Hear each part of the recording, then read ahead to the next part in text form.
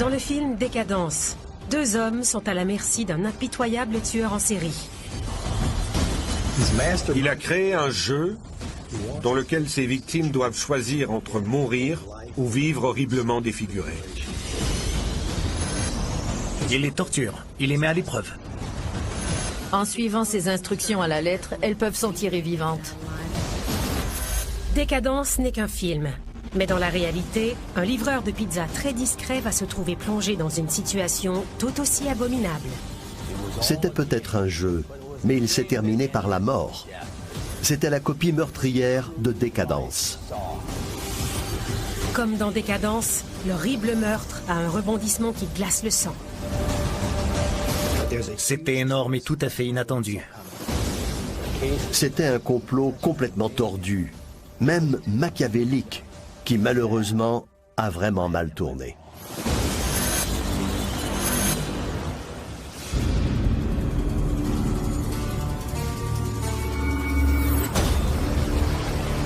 Quand Lionsgate a sorti Décadence, le film a connu un succès monstre et ses nombreuses suites sont devenues les plus populaires de toute l'histoire du film d'horreur. Les 7 films réunis ont fait des recettes de 874 millions de dollars dans le monde entier. Décadence repose sur un concept unique en son genre. Dans ce film d'horreur, un jeu extrêmement pervers a été imaginé par un personnage dénué de tout sens moral. Le méchant du film, Jigsaw, le tueur au puzzle, attire deux inconnus dans une salle de bain miteuse et les fait jouer à un jeu qui déterminera s'ils vont vivre ou mourir. Ce qui est particulièrement brillant dans Décadence, c'est que tous les spectateurs peuvent s'identifier aux deux victimes, qui se retrouvent très vite piégées dans cette pièce. On se demande à quel horrible cauchemar on va assister. À Erie, en Pennsylvanie, Brian Wells se retrouve piégé dans un complot aux allures d'énigmes. Il doit suivre une série d'instructions s'il veut sortir vivant de cette horrible situation.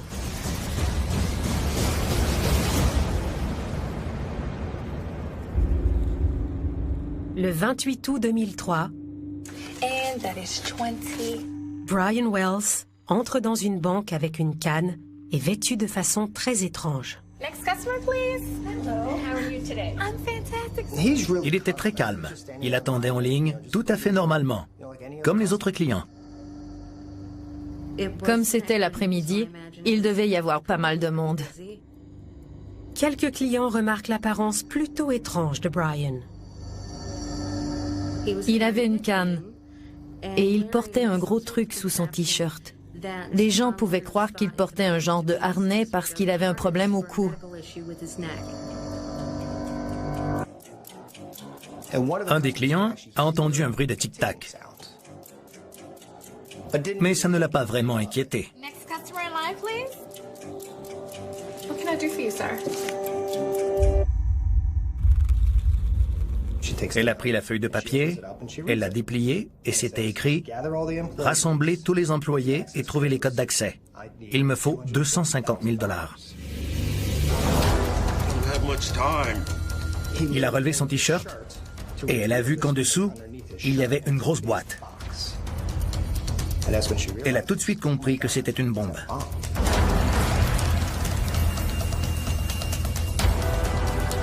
Elle est allée voir sa directrice, qui était tout près. La directrice a pris le mot et elle l'a lu.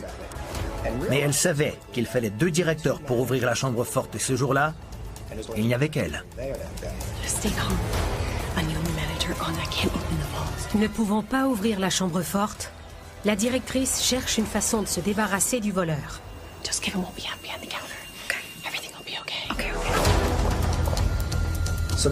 La caissière retourne à son guichet et elle prend un sac dans lequel elle met tout l'argent qu'elle peut trouver. Mais il n'y a que 8 000 $.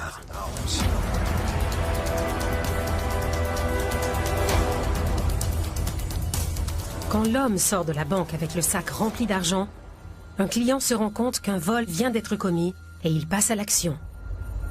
Il a vite composé le 911 et il a suivi le suspect jusque dans la rue.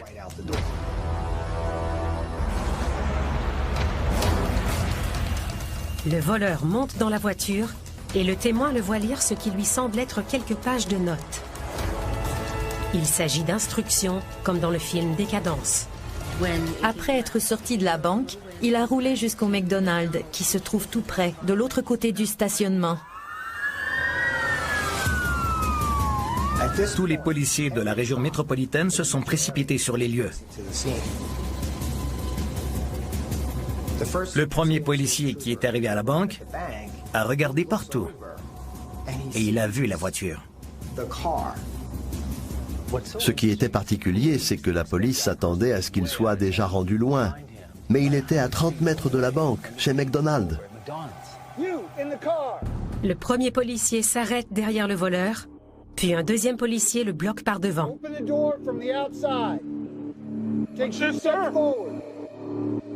Down on your knees. Place your hands behind your head. I got a bomb on me, sir. Do not move. I'm not moving. Be careful, sir. I've got a bomb on me. Les policiers se sont éloignés du suspect. Il était menotté dans le dos et il était à genoux, près de sa voiture. Code 9, suspect says he has a bomb. Code 9, send backup. Backup, please.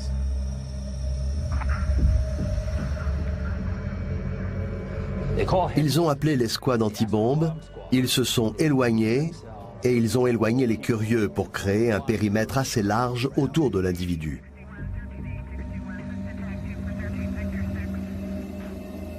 Bien entendu, personne ne voulait se faire tuer. Ils ont attendu. Ils ont attendu très longtemps l'escouade anti-bombe.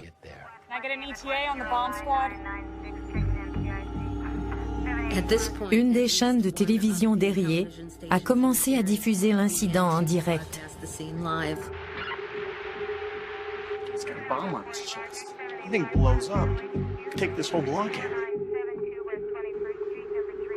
En attendant l'arrivée de l'escouade anti-bombe, le voleur de banque supplie les policiers de l'aider.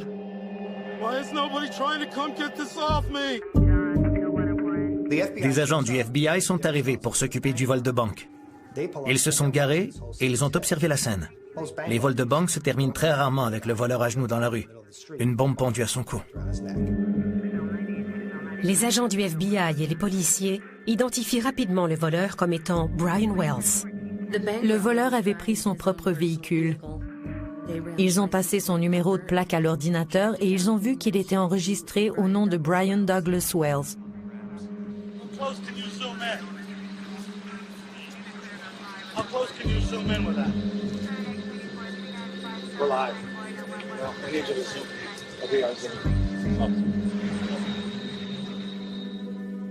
Ils ont trouvé sa photo de permis de conduire et ils ont vu que Brian Wells était bien le type qui avait une bombe sur lui.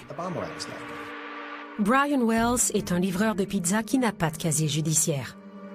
Il raconte à la police une drôle d'histoire pour expliquer pourquoi il a fait un vol de banque.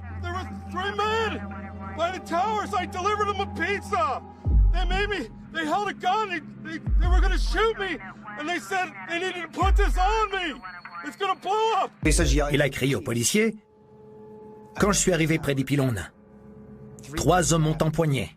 Ils m'ont menacé de m'abattre. Ils m'ont mis une bombe autour du cou et ils m'ont forcé à faire un vol de banque. » Brian leur dit aussi qu'on lui a donné une liste d'instructions à suivre pour trouver la clé. Les similitudes entre Brian Wells et le film Décadence sont assez évidentes. On lui avait alloué un certain temps pour rapporter l'argent avant que la bombe explose.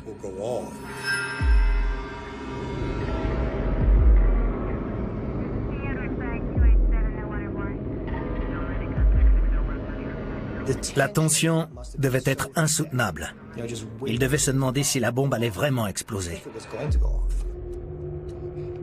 Soudain, la bombe se met à faire un drôle de bruit.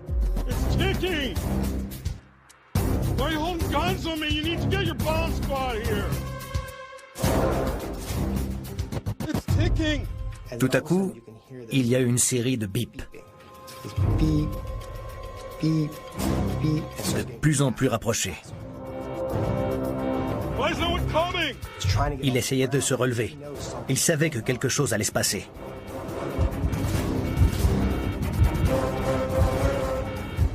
Et puis tout à coup, elle a explosé. The man was sitting there as he was since about 3 o'clock when all of a sudden a loud explosion and he flipped onto his back and the state police troopers scrambled. They're still holding guns on him, as you can see. They're still not exactly sure his condition. It is apparent that he did have a bomb and he detonated it in front of the state troopers and the FBI agents that have been here.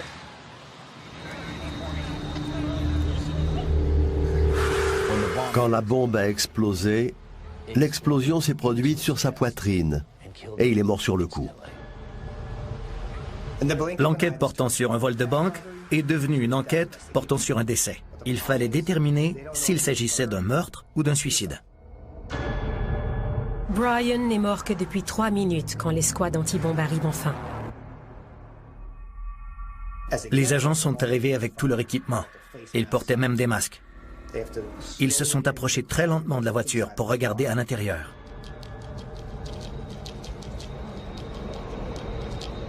En inspectant l'intérieur, un membre de l'escouade anti-bombe a crié « Deuxième site ». Il y avait un deuxième explosif dans la voiture.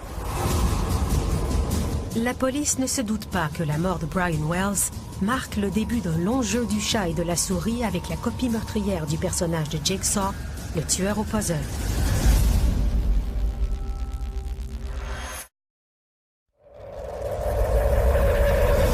Dans le film Décadence, 2 hommes deviennent les victimes d'un tueur en série surnommé Jigsaw, le tueur au puzzle. Il joue avec ses victimes à un petit jeu qui leur donne une dernière chance de survivre. Vous devez tuer quelqu'un, sinon vous serez tué. Qui veut avoir à faire ce choix? Serait-il encore pire de mourir? À Erie, en Pennsylvanie, les policiers vont rechercher la copie meurtrière de Jigsaw, le tueur au puzzle, quand ils vont comprendre que le voleur de banque Brian Wells pourrait avoir été la victime d'un poseur de bombes fou. Today live from Erie, Pennsylvania, a bank robbery. Un technicien en explosif a crié « Deuxième site ». Il a vu la canne que Brian avait en entrant dans la banque. Ils ont trouvé la canne que M. Wells avait dans la banque. Et ils ont vite découvert que ce n'était pas une simple canne, mais un fusil artisanal. La canne n'est pas une bombe, comme l'ont d'abord cru les techniciens en explosifs. En fouillant derrière la banquette, ils trouvent des instructions manuscrites qui sont comme des indices sortis tout droit du film Décadence. Ils ont trouvé une lettre de 9 pages provenant apparemment des gens qui avaient installé la bombe sur M. Wells. La lettre contenait des instructions pour le vol de banque et pour trouver la clé qui pouvait déverrouiller la bombe qui pendait à son cou, et par le fait même, qui pouvait lui sauver la vie. La toute première indication était « Agis avant de réfléchir, sinon tu vas mourir ».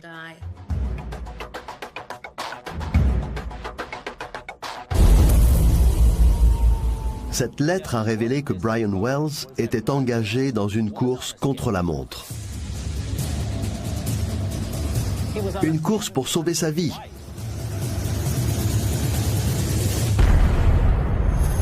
Après le vol de banque, les instructions décrivaient où Brian devait se rendre après avoir volé la banque, c'est-à-dire près de l'enseigne du McDonald's. Il devait y trouver une pierre sous laquelle il y avait d'autres instructions. Tout comme dans le film Décadence, l'affaire semble beaucoup plus complexe qu'un simple vol de banque. La police se demandait ce qui pouvait motiver quelqu'un à faire un vol de banque de cette façon. Pour tenter de savoir qui pourrait s'être servi d'une bombe pour forcer Brian Wells à voler une banque, les enquêteurs veulent connaître sa vie. Les enquêteurs doivent d'abord établir un portrait de la victime pour savoir qui elle est vraiment et pourquoi elle a subi un tel crime. Le FBI a reconstitué une chronologie de ce qui s'était passé dans la journée où M. Wells a été tué. Excuse me, sir. Yes. I'm Agent Brown from the FBI. I'd like to speak to the owner. Is Tony here? Hey, Tony.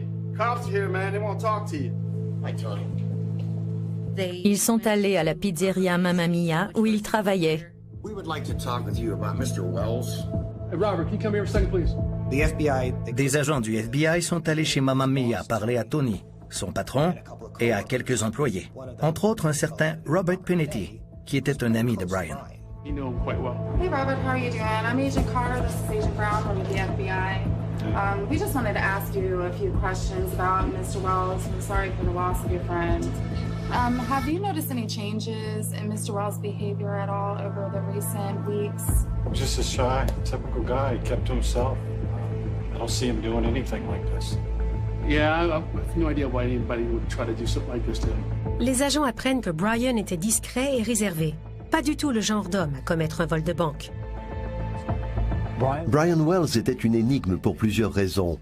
Il était respectueux des lois, il avait le même emploi depuis 10 ans, et le seul jour où il n'était pas allé travailler, c'était parce que son chat était mort.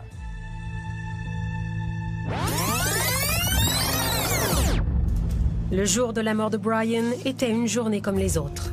Brian est arrivé pour commencer un quart de travail normal. Boss, I got your cash right here. Il y a eu tout de suite eu un appel.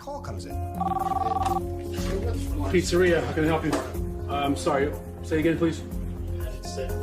I can't understand you. Brian. Yes, you gotta talk to this guy. He's mumbling. I don't know what he's saying. I'm not sure what he's saying. Pizzeria.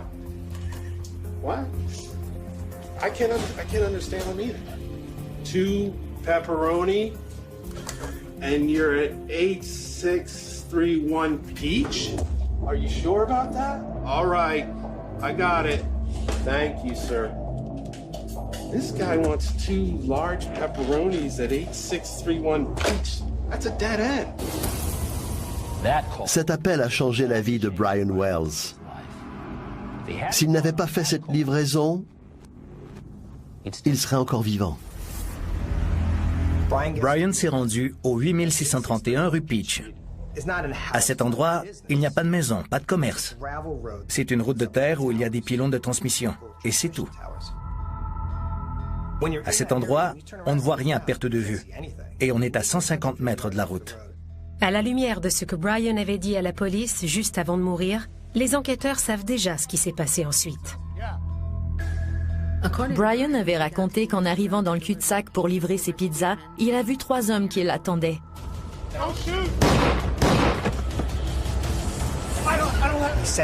Ils lui ont tiré dessus. Il a tenté de s'enfuir et à la pointe du fusil, ils l'ont forcé à se mettre à genoux.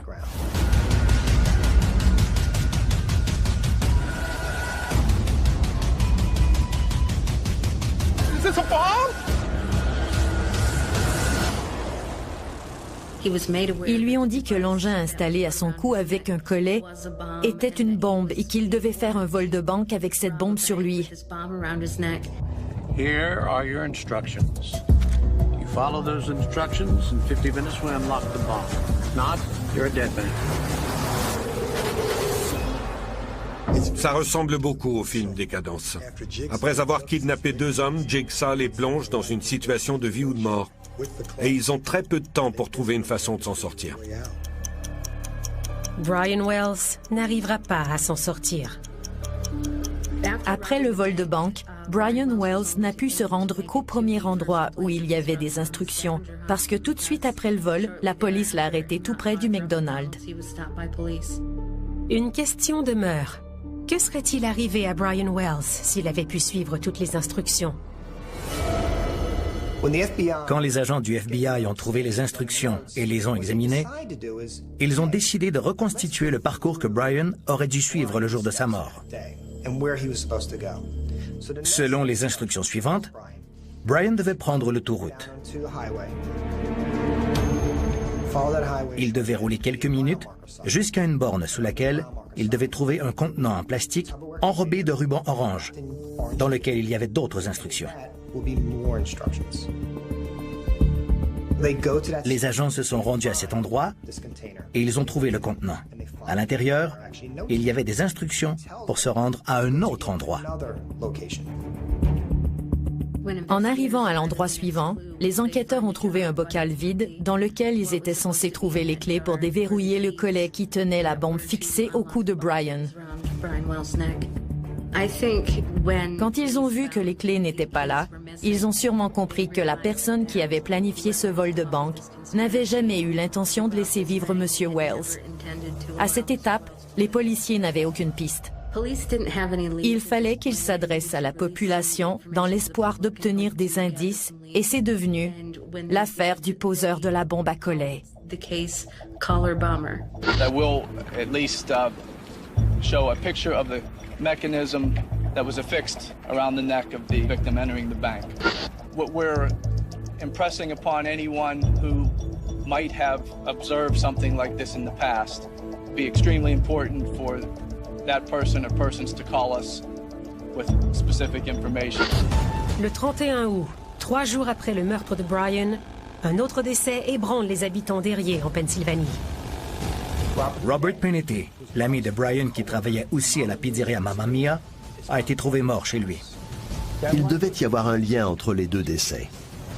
La copie meurtrière de Jigsaw aurait-elle fait une autre victime? Les gens d'Erie étaient sidérés devant la tournure des événements. Ils étaient très inquiets. Ils se demandaient s'il y aurait d'autres victimes, si une telle chose allait se reproduire. Plus l'enquête se prolongeait sans la moindre arrestation, plus les gens étaient inquiets.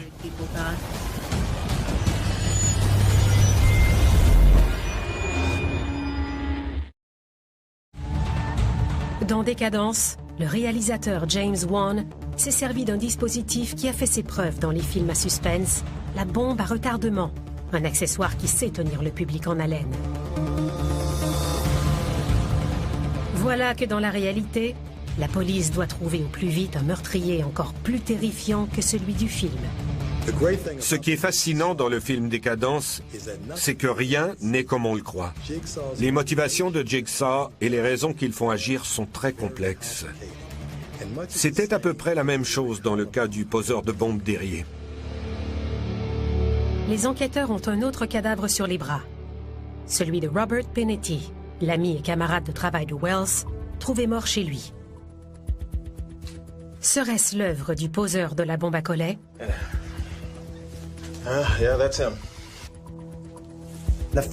Ils ont commencé par se dire qu'il y avait un lien avec le poseur de bombe à collet.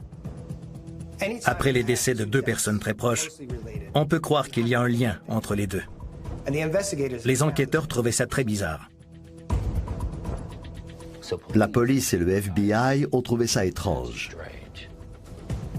Ils se sont dit qu'il devait y avoir un lien. Mais lequel? Le médecin légiste a du mal à déterminer s'il s'agit d'un suicide ou d'un homicide.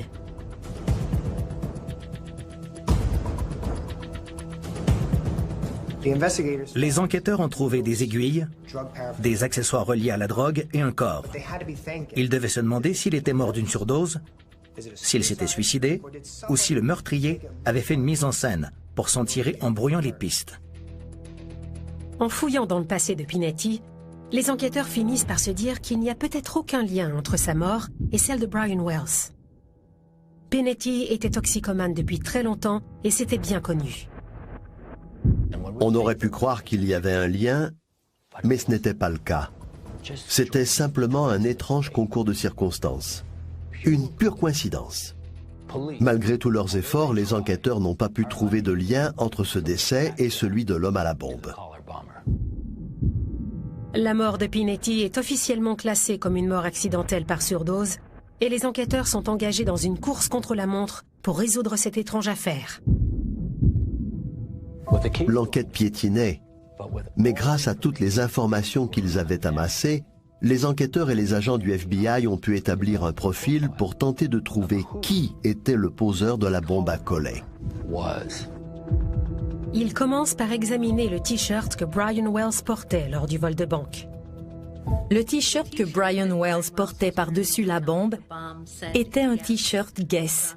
La marque était écrite en grosses lettres à l'avant. Mais ça pouvait aussi vouloir dire « devinez ». Devinez qui est le cerveau qui a imaginé ce stratagème. Un autre élément qui fait penser au film Décadence. Dans Décadence, le personnage de Jigsaw, le tueur au puzzle, joue au chat et à la souris avec la vie des gens. On pourrait croire qu'il s'agit d'un fou qui choisit ses victimes au hasard, mais tout comme le poseur de la bombe à collet d'Erie, il a un mobile beaucoup plus profond et sinistre. Au cours de leur recherche pour trouver le tueur, les enquêteurs reconstruisent méticuleusement la bombe à collet. Ils ont constaté que c'était un dispositif très ingénieux.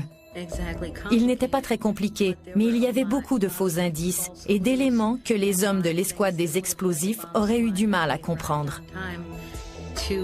Même s'ils étaient arrivés avant qu'elle explose, ils n'auraient peut-être pas pu enlever la bombe à temps. On aurait dit que le poseur de bombe avait un ego surdimensionné et qu'il se prenait pour un esprit supérieur, un grand cerveau du crime.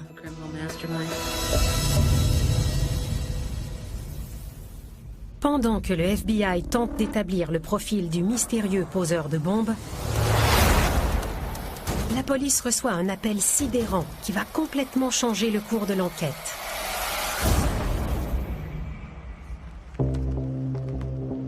Près d'un mois après la mort de Brian Wells, la police a reçu un appel du 911 concernant un homme qui disait avoir un corps dans son congélateur. Cet homme s'appelle William Rothstein.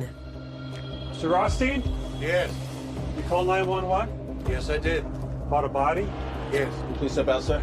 Les enquêteurs ne se doutent pas que cet appel, qui semble n'avoir aucun lien avec quoi que ce soit, va changer à jamais le cours de leur enquête. Monsieur Rothstein avait appelé la police pour l'informer qu'il avait le corps d'un homme dans son congélateur, mais qu'il ne l'avait pas tué. Il soutient que la responsable est son ex-petite amie, Marjorie Deal Armstrong. Cette nouvelle information n'est pas le seul fait troublant concernant le cadavre congelé. La maison de Rothstein était située tout près de l'endroit où Brian Wells avait livré ses pizzas. Serait-ce une simple coïncidence? Peut-être pas. Les agents du FBI vont bientôt avoir une piste pour découvrir qui est le poseur de la bombe à collet, mais ils devront s'engager dans une course contre la montre et contre la mort. Face it.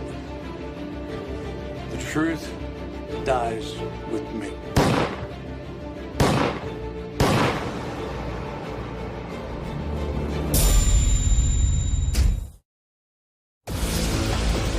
Dans le film d'horreur culte Décadence, le personnage de Jigsaw est un tueur impitoyable qui planifie méticuleusement ses meurtres. Il a inventé un jeu dans lequel ses victimes doivent choisir entre la vie et la mort. En se demandant constamment « Pourquoi moi ?» Il semble que Brian Wells ait été tué par la copie meurtrière du personnage de Jigsaw. Quand un citoyen d'Erie, en Pennsylvanie, appelle la police pour signaler un meurtre commis par son ex-petite amie, les enquêteurs commencent à croire que le corps qu'il dit avoir dans son congélateur pourrait avoir un lien avec le décès de Brian Wells. Well, I got a call from Marjorie, and she said that she had a problem and she needed me to help clean it up.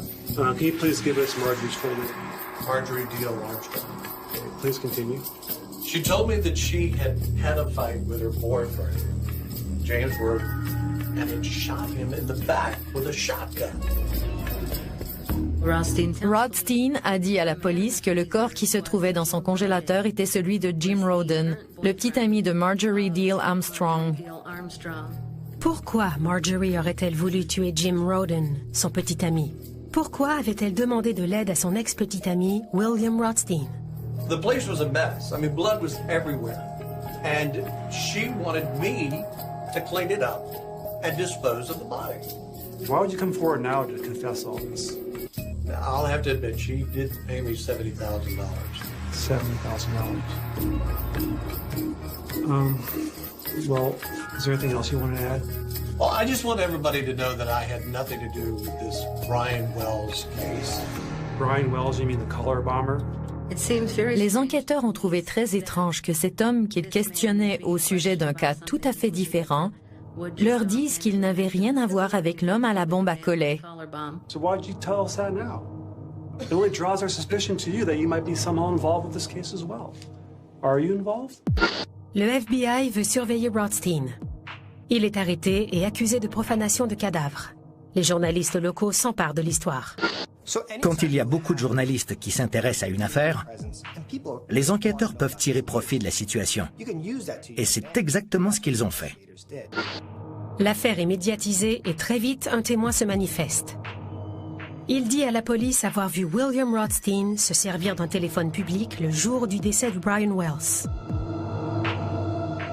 La police vérifie le registre des appels et découvre qu'un appel a été fait à la pizzeria Mamma Mia le même jour. Ils ont demandé à Rothstein s'il s'était servi de ce téléphone public. Et il a reconnu s'en être servi ce jour-là. Puis un deuxième témoin se manifeste et dit avoir vu Rothstein au dépotoir, quelques jours avant son arrestation. Bill Rothstein a été vu en train de se débarrasser de plus de 500 kilos de déchets au dépotoir. Les enquêteurs ont su que Rothstein avait jeté quelque chose. Il essayait de cacher des preuves.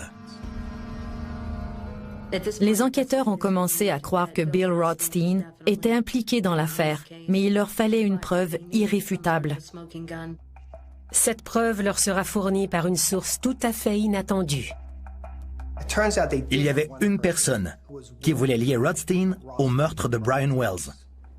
Et c'était Marjorie Diehl Armstrong, l'ex-petite amie de Rothstein, la femme qui avait tué James Roden. It was not my fault. And Bill Rothstein is a filthy liar that's going to get sued.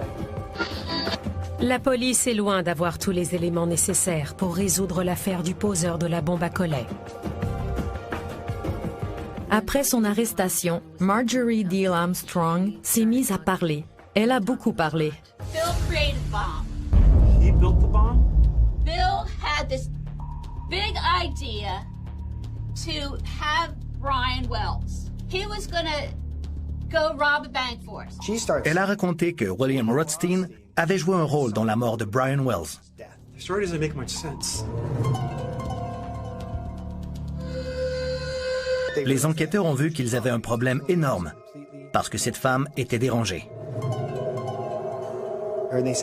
Elle leur avait donné de très bonnes informations, mais ils ne pouvaient pas s'en servir parce qu'elle n'aurait aucune crédibilité devant un tribunal.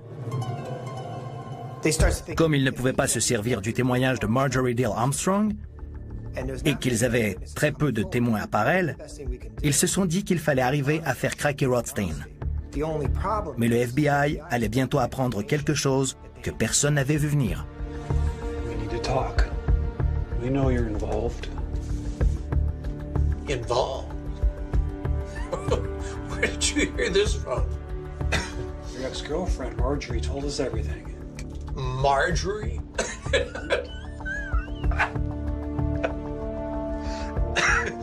Marjorie's crazy. Who's gonna believe her? Il se trouve que William Rothstein a un atout en réserve. I've got cancer. It's terminal. I'm gonna be dead in a month. Ils ont appris que Bill Rothstein avait un cancer et qu'il n'en avait plus pour très longtemps. Face it. The truth dies with me. C'est étrangement semblable au film Décadence. Dans le film Décadence, Jigsaw, le tueur au puzzle, apprend qu'il a un cancer en phase terminale. Il sait qu'il va mourir. Et il est indigné de voir que la plupart des gens n'apprécient pas la vie qu'ils ont. Selon lui, s'ils n'apprécient pas leur vie, ils ne méritent pas de vivre. Pour le moment, Bill Rothstein semble être encore plus impitoyable que Jigsaw, le tueur au puzzle du film. Rothstein est mourant, ce qui veut dire que les enquêteurs sont encore plus sous pression. Ils doivent le faire avouer qu'il a tué Brian Wells avant qu'il soit trop tard. Did you kill Brian Wells? Ils l'ont même questionné sur son lit de mort et il refusait toujours d'avouer avoir été impliqué dans l'affaire. Le 30 juillet 2004, William Rothstein meurt du cancer. Quand Rothstein est mort, il n'y avait plus de suspect. Mais Rothstein n'a pas emporté tous ses secrets dans la tombe. Un autre témoin s'est manifesté, un certain Kenneth Barnes. Kenneth Barnes va raconter une histoire incroyable aux enquêteurs. Il leur a dit que William Rothstein n'était pas le cerveau derrière l'affaire de la bombe. Marjorie Diehl Armstrong n'est peut-être pas aussi dérangée qu'elle en a l'air. En regardant le film Décadence, personne ne sait ce qui va se passer jusqu'à la toute fin. Tout comme dans le film, l'incroyable affaire de la bombe à collet est sur le point de connaître un dernier rebondissement quand William Rothstein, le principal suspect, meurt avant que l'affaire ne soit résolue. Après la mort de Rothstein, il n'y avait plus qu'une seule personne qui pouvait établir un lien entre lui et Brian Wells, et c'était Marjorie. Mais elle était inapte. Heureusement pour la police, Marjorie est en prison pour avoir tué James Roden, son petit ami.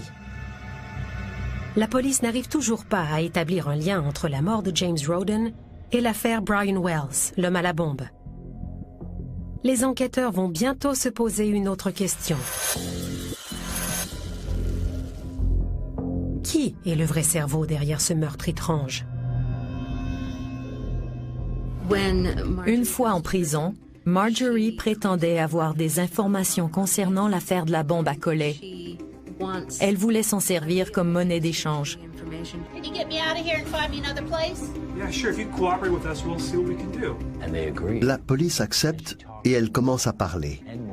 Elle parle beaucoup de Rothstein. Même si elle était un peu dérangée, Marjorie Diehl Armstrong a donné de très bonnes informations aux enquêteurs.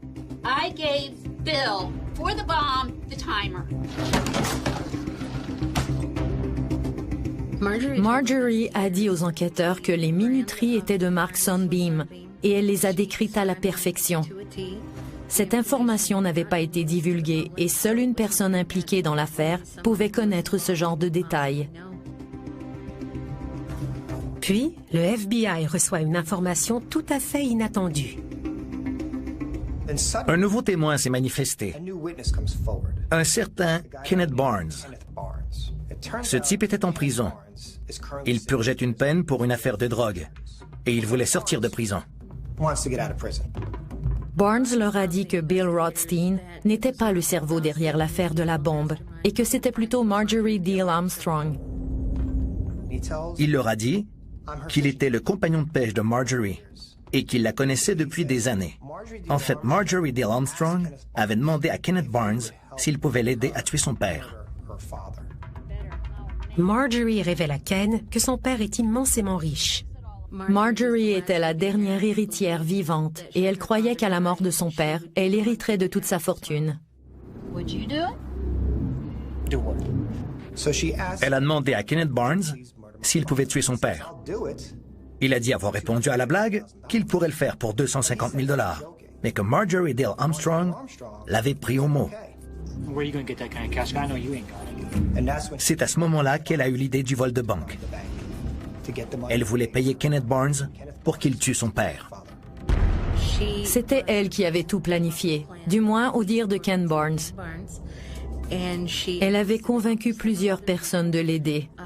Ken Barnes devait tuer son père et Bill Rothstein devait fabriquer la bombe. Mais pourquoi l'homme dans le congélateur, James Roden, le petit ami de Marjorie, a-t-il été tué?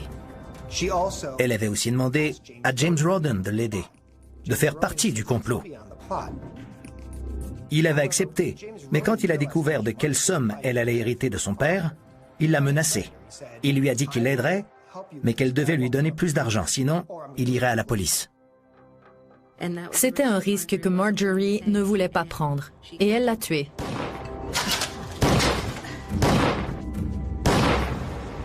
Les enquêteurs connaissent maintenant tous les détails de l'affaire. Tous sauf un. Pourquoi Dale Armstrong et ses acolytes ont-ils choisi Brian Wells pour faire le vol de banque? Kenneth Barnes leur révèle un fait étonnant. Brian Wells était dans le coup lui aussi. Comment Brian Wells pouvait-il être à la fois conspirateur et victime? Brian Wells avait une petite amie. Elle était prostituée et toxicomane. Son vendeur de crack était Kenneth Barnes. Elle consommait de plus en plus et elle manquait d'argent. Son vendeur de crack, Kenny Barnes, a dit à Brian Wells qu'il allait faire un vol de banque et il lui a offert de le faire avec lui, en lui faisant miroiter qu'il ferait tellement d'argent qu'il pourrait subvenir à la consommation de drogue de sa petite amie. Quand Brian Wells a accepté de participer, il ne se doutait absolument pas que ça allait mal tourner et qu'il allait y laisser sa peau. Brian Wells n'a aucune idée que la proposition de Kenneth Barnes fait partie d'un complot incluant un meurtre orchestré par William Rothstein et Marjorie Dale Armstrong. Quand il est arrivé avec les pizzas, ils lui ont dit qu'en fin de compte, ce n'était pas une fausse bombe. Et il a dit qu'il ne voulait plus participer. Mais ça ne cadre pas dans le plan. Ils lui ont installé la bombe de force dans le cou. Et Rothstein lui a dit « Tu as 50 minutes ». Brian Wells ne savait pas qu'il aurait pu manipuler la minuterie de cuisine pour gagner du temps.